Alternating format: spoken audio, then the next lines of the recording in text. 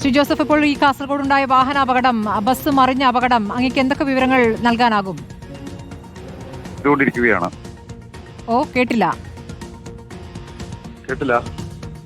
അങ്ങേക്ക് എന്തൊക്കെ വിവരങ്ങൾ നൽകാനാകും? പരിക്ക് പറ്റിയ ആളുകളെ, ബസിന്റെ ഉൾഭാഗത്തുള്ള ആളുകളെ, പരിക്ക് പറ്റിയ ആളുകളെ എടുത്ത് ആംബുലൻസുകളിലും മറ്റു വാഹനങ്ങളിലുമായിട്ട് ആശുപത്രിയിലേക്ക് നീക്കിക്കൊണ്ടിരിക്കുകയാണ്.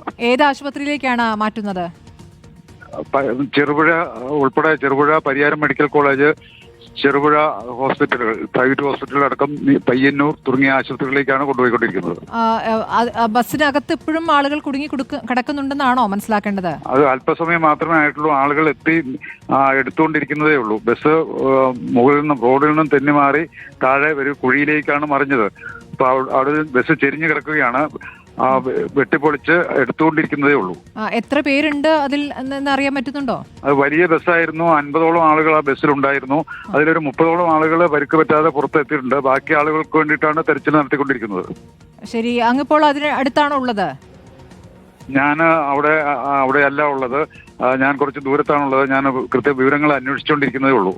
ശരി, തീർത്ഥാടകരുമായിട്ടുള്ള ബസ്. വളരെ നന്ദി ശ്രീ ജോസഫ് മുത്തോളിൽ ഈ ഘട്ടത്തിൽ പറഞ്ഞതിന്. ഒരു ബസ്, കർണാടകയിൽ നിന്നുള്ള ബസ്സാണ്, തീർത്ഥാടകരുമായുള്ള ബസ്സാണ് ഇപ്പോൾ മറിഞ്ഞിരിക്കുന്നത്. 50ഓളം യാത്രക്കാരുണ്ട്. 30 പേരെ പുറത്തെത്തിച്ചിരിക്കുന്നു. വാഹനം വെട്ടിപ്പൊളിച്ച് ബാക്കി